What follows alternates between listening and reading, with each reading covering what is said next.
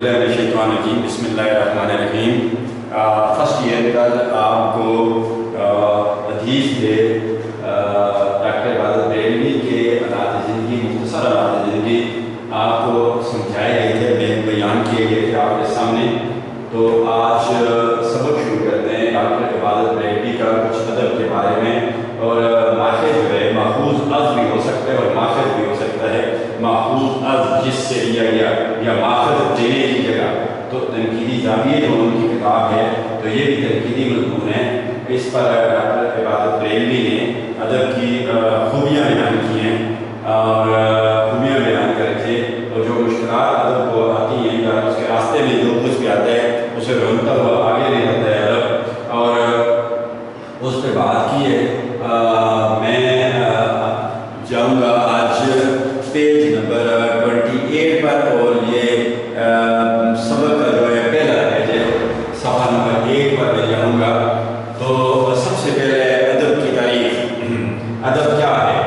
ادب کیا ہے؟ ادب کی تعریف، ڈیفینیشن آف لٹریچر۔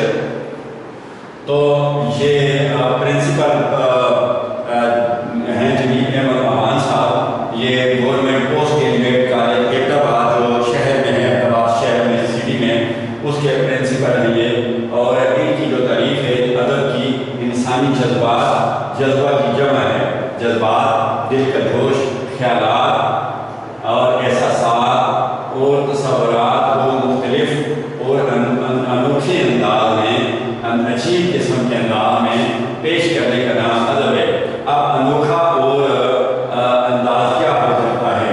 انوکھا انداز ڈاکٹر صاحب یہ کہتے ہیں، یہ پرنسپل صاحب یہ کہتے ہیں کہ داستان، ناول، افسانہ، ڈرامہ اور یہ وغیرہ وغیرہ جو اصناف ادب کی اصناف ہیں، تو یہ منفرد اور انوکھا انداز ہے۔ تو یہ تعریف جو ہے جمیل احمد امان صاحب کی ہے، انسانی جذبات، کاما، اس کو اردو میں کہتے ہیں سختہ، سب سے کم پھیلاؤ کو یہ علامت ظاہر کرتی ہے۔ خیالات، کیونکہ جذبات اور خیالات الگ الگ باتیں ہیں، تو ایک جملے کا یہ حصہ ہے، لیکن جملے کا پہلا حصہ ہے انسانی جذبات، سختہ ڈال دیا گیا کیونکہ خیالات جذبات کے ساتھ نہ ملے، سب سے کم پھیلاؤ کو ظاہر کرتا ہے سختہ۔ خیالات، احساسات اور تصورات کو مختلف اور انوکھے انداز میں پیش کرنے کا نام ادب ہے۔ جذبات، دل کا جوش، خیالات، انسان مختلف سوچیں کہ کبھی ایک طرف جاتی ہے کبھی دوسری طرف جاتی ہے، اور کسی چیز کے بارے میں وہ رائے قائم کرتی ہے۔ خیالات، احساسات، یعنی احساس کی جمع احساسات، ڈکشنری یہ کہتی ہے کہ انسان کے جو سینسز ہوتے ہیں، حواس خمسہ جو ہوتے ہیں، ان میں سے کسی چیز کے ذریعے، کسی حس کے ذریعے انسان جو کچھ محسوس کرتا ہے اس کو جو ہے احساس کہتے ہیں۔ تصورات، یعنی انسانی تصور میں، انسانی سوچ کے اندر جو ہے یعنی کہ ججمنٹ کا جو پیمانہ ہوتا ہے انسان کا، اس میں جو چیز آتی ہے اسے تصور کہتے ہیں۔ تصورات کو مختلف اور انوکھے انداز میں پیش کرنے کا نام ادب ہے۔ یہ تقریباً ایک ہی طرح کے الفاظ ہیں، لیکن اردو ایسی وسیع زبان ہے جس میں ایک ایک مطلب کے لیے کئی الفاظ کا استعمال ہوتا ہے۔ تقریباً ایک ہی چیز ہے، لیکن یہ ہے ذرا تھوڑا بہت جو ہے معنی فرق سامنے نظر آ رہا ہے۔ مختلف اور انوکھے انداز طریقے میں پیش کرنے کا نام ادب ہے۔ تو یہ جمیل احمد امان صاحب کی تعریف ہے جناب۔ کلاس دوسری تعریف جو ہے میتھیو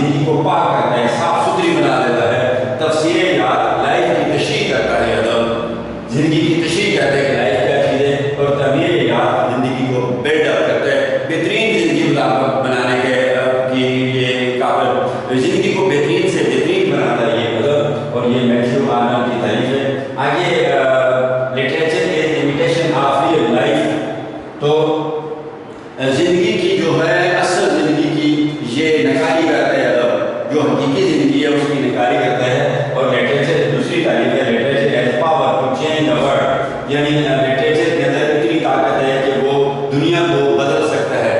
جس طرح نیپولین بوناپارٹ نے کہا تھا کہ میڈیا کے 4 آدمی جو ہوتے ہیں وہ 1000 کے لشکر پر بھاری ہوتے ہیں، تو یہی یہاں پر بات ہے کہ لٹریچر جو ہے وہ دنیا کو چینج کر کے رکھ دیتا ہے، یعنی اس کے اندر اتنی پاور ہوتی ہے کہ دنیا کو میں تبدیلی لا سکتا ہے۔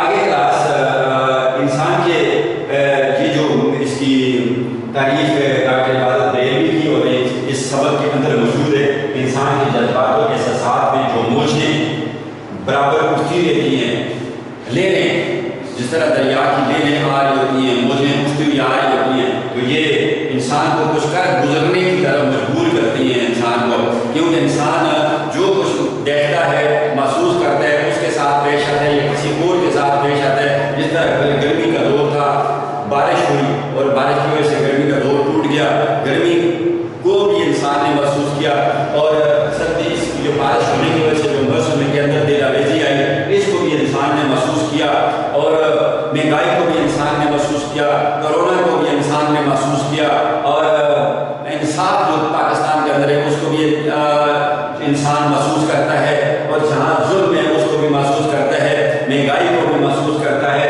انقلابات کو بھی محسوس کرتا ہے، گورنمنٹ کی تبدیلیوں کو بھی محسوس کرتا ہے، انسانی رویوں کو بھی محسوس کرتا ہے، یہ سب کچھ محسوس کرتا ہے انسان، کیونکہ انسان پر یہ چیزیں اثر انداز ہوتی ہیں۔ جو اگر آپ کسی پارٹی میں جاتے ہیں، کسی دعوت پہ جاتے ہیں، کسی پکنک پہ جاتے ہیں، یا کسی دوست کے ساتھ جو ہے کچھ وقت آپ کو گزارنے کا موقع ملتا ہے، تو جو کچھ آپ وہاں پر دیکھتے ہیں یا مناظر فطرت کو دیکھ کے آتے ہیں، یا اس پارٹی میں جو کچھ آپ دیکھتے ہیں تو وہ آپ پر افیکٹ کرتا ہے، اثر انداز ہوتا ہے، اور جب آپ واپس کالج آتے ہیں سوموار کے دن، منڈے کے دن جب آپ کالج آتے ہیں تو آپ ضرور اپنے دوستوں کو اپنے اوپر بیتے ہوئے وہ لمحات جو ہیں خوبصورت اور رنگین لمحات، ان کو یا دردناک لمحات جو آپ نے دیکھے ہوئے ہوتے ہیں ان کو، یا آپ کسی سڑک پہ جاتے ہو کوئی ایکسیڈنٹ دیکھتے ہیں، یہ ساری چیزیں انسان پر اثر انداز ہوتی ہیں، انسان ان کا اثر قبول کرتا ہے، اور پھر آپ آ کر اپنے گھر والوں کو اور اپنے دوستوں کو وہ بات ضرور سناتے ہیں، کیونکہ سنائے بغیر آپ نہیں رہ سکتے، جب آپ سناتے ہیں تو آپ کا کیتھارسس ہو جاتا ہے۔ اسی طرح ادیب پر یہ اثر انداز ہوتی ہیں یہ چیزیں، کیونکہ اقبال کہتا ہے کہ شاید کی آنکھ وہ کچھ دیکھ لیتی ہے جو عام آدمی کی آنکھ سے اوجھل ہوتا ہے، لہٰذا وہ لوگ لکھنا جانتے ہیں، کوئی لوگ شاعری کے ذریعے اپنی بات کو اپنے قاری تک، اپنی میسج کو اپنی قاری تک پہنچاتے ہیں، یہ ان کی باتیں ہوتی ہیں، ان کا انداز دوسروں تک پہنچانے کا کیا ہے شاعری۔ کوئی لوگ جو ہے نثر کے ذریعے اپنی بات کو دوسروں تک پہنچاتے ہیں، جو کچھ اس دنیا کے اندر وہ دیکھتے ہیں، جو کچھ ان کو پیش آتا ہے، یا کسی کے ساتھ جو کچھ پیش آتا ہے وہ دیکھتے ہیں، تو وہ ضرور اپنی قاری تک پہنچاتے ہیں پڑھنے والے، تاکہ پڑھنے والا بھی اس بات سے کی معلومات رکھ سکے، جان سکے کہ حقائق کیا ہے۔ تو کلاس اس کی بھی ایک مثال آپ کو یہ دینا چاہوں گا کہ جب عراق کا جو وہ تھا صدر، اس کا نام تھا صدام حسین، تو صدر صدام حسین جو تھا اس نے کویت پر حملہ کیا۔ پرانی بات ہے، آج سے میرے خیال میں 20-25-30 سال پہلے کی بات ہے کہ اس نے، یا اس سے بھی کچھ سال زیادہ ہو سکتی ہے، پر اتنی بات ہے کہ اس نے کویت پر حملہ کیا، کویت پر اس نے حملہ کیا، اور اسلامی دنیا کو یہ باور کروایا، اسلامی دنیا کو یہ باور کرایا کہ یہ کویت جو ہے اس کے اندر رہائشی ہے، یہ نام کا مسلمان ملک ہے، اور مسلمانوں کے طور طریقے جو ہے یہاں پر نہیں ہے، لہٰذا میں اس کو سبق سکھاتا ہوں، کس کو؟ کویت کو میں سبق سکھاتا ہوں۔ کون کہتے ہیں؟ صدام حسین عراق کا یہ صدر ہے، اور میں کویت کو سکھاتا ہوں، سبق سکھاتا ہوں، اور پھر اسلامی دنیا جو ہے اس کے فیصلے میں بڑی خوش ہوئی۔ پاکستان میں کلاس اس کے جو تصویریں تھیں، اس صدام حسین کی تصویریں، وہ تھوک کے حساب سے فروخت ہوئی، تھوک کے حساب سے بے حسابی جو تصویریں فروخت ہوئی۔ صدام حسین جو تھا وہ پوری مسلم دنیا کا ہیرو بن گیا، اس کا ہیرو بن گیا، مسلم دنیا کا ہیرو بن گیا صدام حسین۔ اور لوگوں نے تصویریں خریدنی شروع کی، ہر گھر میں، ہر گاڑی میں، ہر ہوٹل میں، ہر محفل میں صدام حسین کی جو تعریفیں لگی رہتی، اور لوگ تعریفیں کرتے ہوئے تھکتے نہیں تھے، بڑے فخر سے صدام حسین کا نام لیتے تھے۔ اور اس دور میں جو بھی بچہ پیدا ہوتا تھا تو اکثریت میں اس کا نام صدام حسین رکھا جاتا تھا۔ کلاس سمجھنے کی بات ہے، سوچنے کی بات ہے، پرکھنے کی بات ہے، اپنی عقل کو جھانچنے کی بات ہے۔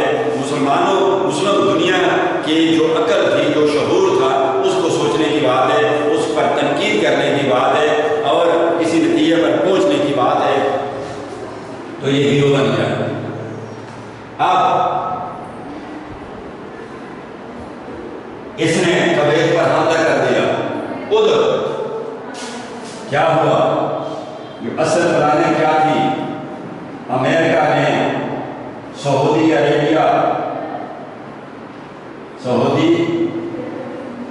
عرب سے کہا کہ صدام حسین کویت پر حملہ نہیں کرنا چاہتا، کویت اس کے راستے میں، یہ کویت کو فتح کر کے آپ کے تیل کے کنویں تک پہنچنا چاہتا ہے، تیل کے کنویں تک پہنچنا چاہتا ہے اور ان پر قبضہ کرنا چاہتا ہے۔ اور اگر آپ کہیں تو امریکہ آپ کے تیل کے کنویں کی حفاظت کے لیے سیکورٹی لے لے، سیکورٹی کا بندوبست کرے۔ تو انہوں نے امریکہ کو ویلکم کیا، خوش آمدید کہا، اور ساتھ شکریہ بھی ادا کیا۔ وہ امریکہ آیا تیل کے کنویں کی حفاظت کے لیے، اور ان کا تیل لے کے جا رہے، آج تک جو ہے سعودی عرب میں بیٹھے ہوئے۔ اب اس وقت جو ہے میں نے آپ کو کہا کہ جیسے اقبال نے کہا کہ شاعر کی آنکھوں کو دیکھ لیتی ہے جو عام آدمی کی آنکھ سے اوجھل ہوتا ہے۔ اس وقت حبیب جالب ایک شاعر تھا، آدھی زندگی کس میں گزری؟ قید میں گزری، آدھی زندگی قید میں گزری۔ اس وقت حبیب جالب نے صدام حسین کے اس فیصلے پر کیا کہا؟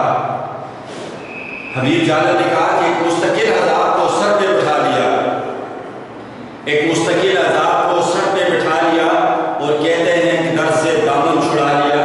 اس سادگی پر داد طلب ہے جناب شیخ، چوروں کو احترام سے گھر میں بلا لیا، ان کو کہاں عرب کا مقدس عزیز تھا، عرض وطن کو بیچ کر خود کو بچا لیا۔ تو یہ بات حبیب جالب نے کہی، اور لوگ اس وقت جو ہے صدام حسین کو ہیرو مانتے تھے، لہذا حبیب جالب کے لیے ان کی رائے اچھی نہیں تھی، ان کی رائے شائستہ نہیں تھی۔ لیکن جب وقت آیا اور پھر جو کچھ پلاننگ تھی اس پر امپلیمنٹ کیا گیا، اور کویت ایک بہانہ تھا، تو لوگوں کی سمجھ میں میرے خیال میں آج بات آئی کہ یہ ایک ڈرامہ تھا، یہ ایک ٹوپی ڈرامہ تھا، اور صدام حسین ہیرو نہیں تھا بلکہ وہ زیرو تھا۔ اور پھر امریکہ کیا کرتا ہے؟ پھر امریکہ یہ کرتا ہے جناب، کلاس امریکہ یہ کرتا ہے کہ اپنے جو ٹاؤٹ ہوتے ہیں ان سے جو کام لیتا ہے، کام لے کے ان کو ختم کر دیتا ہے، تاکہ شہادت بھی ختم ہو جائے اور کوئی گواہی نہ دینا جائے، میرے جو قائد کرتوت ہیں ان پر کوئی گواہی دینے والا نہ رہے۔ اور صدام حسین بھی پھر اپنے منطقی انجام کو کس کے ہاتھوں پہنچا؟ یہ امریکہ کے ہاتھوں اپنے منطقی انجام کو صدام حسین پہنچ گیا، اور یہ کہانی جا کر اس کہانی کا یہاں پر اختتام ہوا۔ اس کو کہتے ہیں شاعر یا ادیب، کہ شاعر یا ادیب وہ کچھ جانتے ہیں جو عام لوگ نہیں جانتے، اور جو وہ جانتے ہیں وہ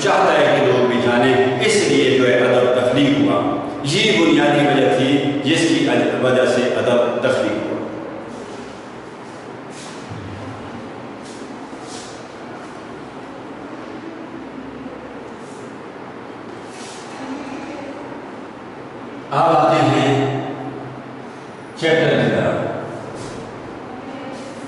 کلاس آغاز ہے، پہلی سطر. صدیاں گزر گئیں، صدیاں گزر گئیں، کئی سو سال چلے گئے، جھوک بیت گئے، کئی زمانے نکل گئے، کتنے زمانے ازل سے آج تک چلے گئے، کتنا ہی وقت گزر گیا. کہنے کا مطلب ہے کتنا ہی وقت گزر گیا، لیکن مگر ازل جہاں سے دنیا کی ابتدا ہوئی ہے، ازل سے ادب کا، کس کا، لٹریچر کا جو سوتا منبع، پانی نکلنے کی جگہ، چشمہ، اور ہندوؤں میں اس کو خو کہتے ہیں. سوتا انسانی ذہن، انسانی سوتا، انسانی ذہن و دماغ، کس ادب کا جو سوتا کس سے ٹوٹا تھا؟ انسانی ذہن و دماغ. کیا ہے؟ گرامر گرو سے مرکب عطفی، گرامر گرو سے مرکب عطفی، ایسا مرکب جو معطوف علیہ حرف عطف اور معطوف سے مل کر بنے، اسے مرکب عطفی کہتے ہیں. تو اب آتے ہیں کس سے ٹوٹا تھا یہ سوتا، یہ چشمہ، یہ منبع، یہ خو؟ انسانی ذہن و دماغ. شعور و ادراک. نمبر 2، شعور و ادراک. شعور ادراک سمجھنے کی صلاحیت، سوچنے کی صلاحیت، ادراک تلاش کرنے کی صلاحیت. اور تیسری بات کیا ہے؟ اور جذبات و احساسات، یعنی ادب کا یہ جو چشمے نے بینا شروع کیا تھا، کس سے بینا شروع کیا تھا؟ انسانی ذہن و دماغ سے، اور انسان کے شعور و ادراک سے، سمجھنے کی صلاحیت سے، اور پرکھنے کی صلاحیت سے، جانچنے کی صلاحیت سے، تحقیق کرنے کی صلاحیت سے، اور پھر جذبات و احساسات کے استعمال سے. جذبات و احساسات کے اندر سے جو ادب کا چشمہ بینا شروع ہوا تھا، وہ آج بھی اسی طرح بہ رہا ہے. وہ آج بھی کئی صدیاں گزرنے کے بعد بھی آج بھی ادب کا وہ چشمہ بہ رہا ہے. مطلب یہ ہے کہ صدیاں گزر گئی اور زمانے گزر گئے، کتنا ہی وقت گزر گیا، ادب کا آغاز ہوا تھا، اور اتنے زمانے گزرنے کے باوجود بھی ادب آج تک اسی طرح لکھا جا رہا ہے، اور اتنا کچھ لکھا جا رہا ہے انسانی زندگی پر، انسانی زندگی کے معاملات پر، کہ اس کی تعداد ہے اسے گننا بہت مشکل ہے. باقاعدگی کے ساتھ ادب جب سے تخلیق ہونا شروع ہوا، یعنی زندگی کی ابتدا سے دنیا جب وجود میں آئی تو ادب تخلیق ہونا شروع ہوا، ادب لکھنا شروع ہوا. اور اتنا وقت گزرنے کے باوجود بھی آج بھی جو ہے ادب اسی طرح لکھا جا رہا ہے. جملہ اپنے اختتام کو پہنچا، صدیاں گزر گئی، جملے کا حصہ سکتہ ڈالا گیا، کیونکہ کہیں جھوک کے ساتھ نہ مل جائے. سکتہ سب سے کم گھیراؤ کو ظاہر کرتا ہے. اردو سے جیسے کاما گئے، انگلش میں کاما کہتے ہیں. جھوک بیت گئے، زمانے گزر گئے، زمانے چلے گئے، یہ جملے کا دوسرا حصہ ہے. اس کے بعد تیسرا حصہ جملے کا، لیکن ازل سے ادب کا جو سوتا یہ تیسرا حصہ ہے. مگر زندگی کی ابتدا سے ادب کا جو سرچشمہ منبع، ٹھیک ہے، جو پانی نکلنے کی جگہ، کس سے ٹوٹا تھا؟ یہ چوتھا تیسرا حصہ ہے. انسانی ذہن و دماغ جو جملے کا چوتھا حصہ ہے. اور اس کے بعد پھر کاما، ادب کا جو سوتا، اس کے بعد کاما، صدیاں گزر گئی کے بعد کاما، گھیر کے بعد کاما. لیکن ازل سے ادب کا جو سوتا، اس کے بعد کاما، کیونکہ ادھر ٹھہراؤ کی ضرورت ہے. انسانی ذہن و دماغ کے بعد کاما، یہ چوتھا جملے کا حصہ. شعور و ادراک کے بعد اور آتا ہے. لاسٹ پہ جا کر اور آ جاتا ہے، کاما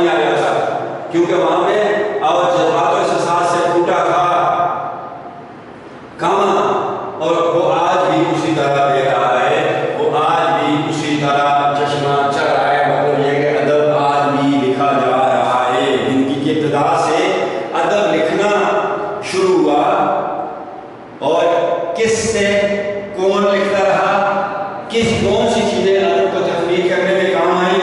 انسانی ذہن و دماغ، شعور و ادراک اور جذبات و احساسات، یہ ان چیزوں کے ذریعے ادب لکھا جاتا ہے، تو وہ آج بھی اسی طرح لکھا جا رہا ہے، اسی میں کسی قسم کی کوئی کمی نہیں آئی۔ جملہ اپنے اختتام کو پہنچا کلاس، اور ادھر آ گیا ختمہ، فل اسٹاپ انگریزی میں کہتے ہیں اور اردو میں کہتے ہیں ختمہ، فل اسٹاپ۔ پہلا جملہ اپنے اختتام کو پہنچا کلاس۔ اس درمیان میں ہزار انقلاب آئے، ان وقتوں میں کئی ہزار انقلاب، تبدیلیاں،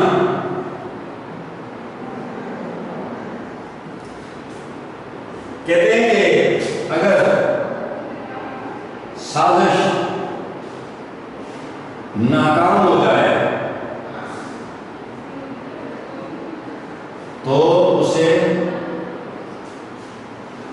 بغاوت کہتے ہیں، اور کامیاب ہو جائے تو اسے انقلاب کہا جاتا ہے۔ سازش مل جل کے کسی کے خلاف جو ہے کوئی فیصلہ کرنا اور اس پر امپلیمنٹ کرنا جو ہے کہ عمران کو ہٹانا ہے، باقی پارٹیاں مل جائیں تو اسے سازش کہتے ہیں۔ کامیاب ہو جائے، ناکام ہو جائے تو بغاوت، اور کامیاب ہو جائے تو اسے انقلاب کہا جاتا ہے۔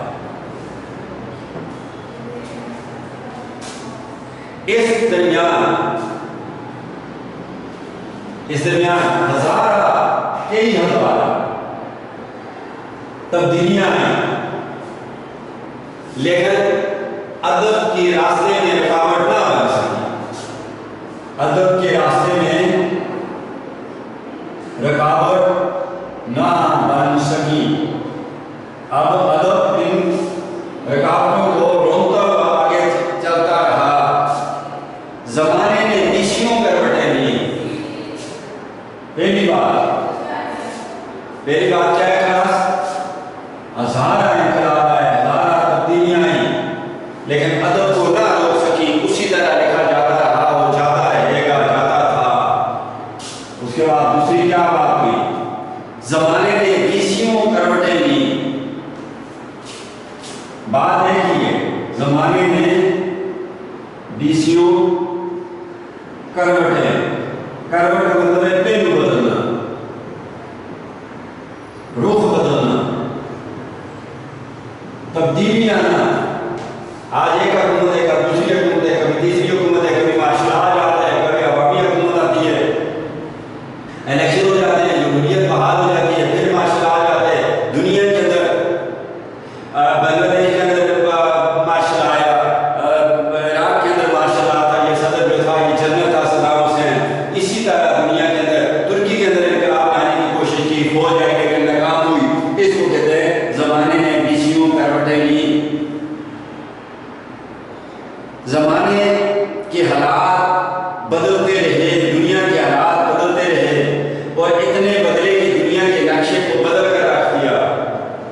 حالات اتنے بدلے، دنیا اتنی بدلی، اتنی ترقی ہوئی کہ دنیا کے نقشے کو دنیا کے نقشے کو بدل کے رکھ دیا، نقشے کو بدل کے رکھ دیا۔ مغربی جرمنی اور مشرقی جرمنی کبھی کبھی دو ہوتے تھے، وہ پھر ایک ہو گئے، دیواریں برلن توڑ دی گئی اور دونوں ایک ہو گئے۔ اس طرح عراق اور ایران کے درمیان جنگ چھڑی تھی، ختم ہو گئی۔ عراق نے کویت پر حملہ کیا، ختم ہو گیا۔ افغانستان میں طالبان کی حکومت آئی، روس آیا، روس نے حملہ کیا 1979 میں، اور پھر ایک عرصے تک جنگ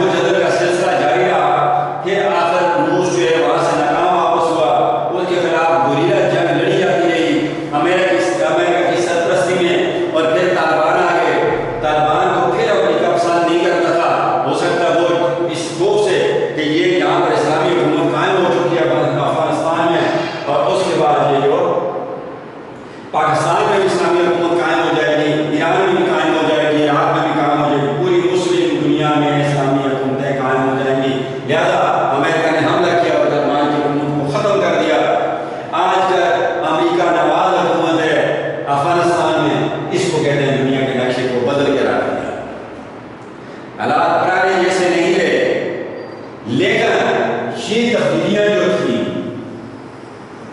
زمانے کے انقلاب جو تھے، تبدیلیاں جو تھیں، زمانہ کروٹ بدلتا رہا، حالات بدلتے رہے، صبح کے حاکم شام کے مجرم ٹھہرے، ہم نے ایک پل میں نصیبوں کو بدلتے دیکھا، جو کچھ بھی ہوا،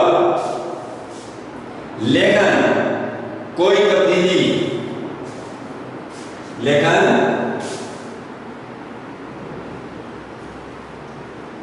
مگر کوئی تبدیلی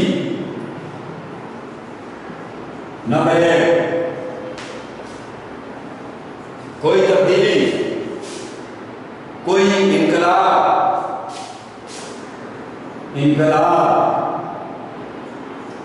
کوئی حادثہ واقعہ، حادثہ تھا، گزر گیا ہوگا، کس کے جانے کی بات کرتے ہو، کوئی حادثہ ادب کے اس بہتے چشمے کو خشک نہ کر سکا۔ یہ تین چیزیں ادب کا جو بہتا ہوا چشمہ تھا اس سے خوش کرنے میں ناکام رہا، یعنی ادب ان تبدیلیوں اور انقلاب اور ان واقعات سے پہلے بھی لکھا جاتا تھا، اور آج بھی اسی طرح لکھا جا رہا ہے۔ نیوٹن کے تیسرے قانون حرکت کی طرح کہ اگر کوئی کتاب اپنی طاقت کے ساتھ میز کو نیچے کی طرف دباتی ہے تو وہ میز اسی طاقت کے ساتھ کتاب کو اوپر کی طرف اچھال دیتا ہے، ہر ایکشن کا ریئیکشن ہوتا ہے۔ تو یہاں ادب نے ریئیکٹ کیا، ادب نے ریئیکشن ظاہر کیا، اور جو یہ تبدیلیاں جو ہیں ادب تو ان کو نہ ختم کر سکی، البتہ ادب نے ان تبدیلیوں پہ ضرور اثر ڈالا۔ کیوں کہ ادیب ان تبدیلیوں کے خلاف، جو منفی تبدیلیاں دنیا کے اندر ہوتی رہی ہیں، ان کے خلاف ادیب لکھتا رہا۔ پروگریسو موومنٹ کے حامل لوگ جو ہیں وہ منفی تبدیلیوں کے خلاف آئینی دیوار بن جاتے ہیں۔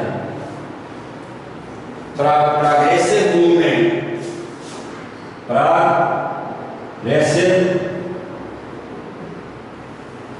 موومنٹ کے جو ادیب ہوتے ہیں، یعنی ترقی پسند،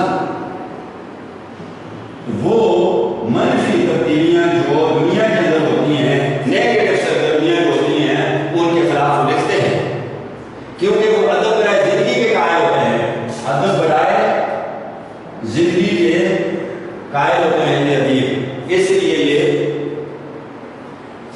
لکھتے ہیں جناب کس کے خلاف؟ یہ کس کے خلاف لکھتے ہیں؟ منفی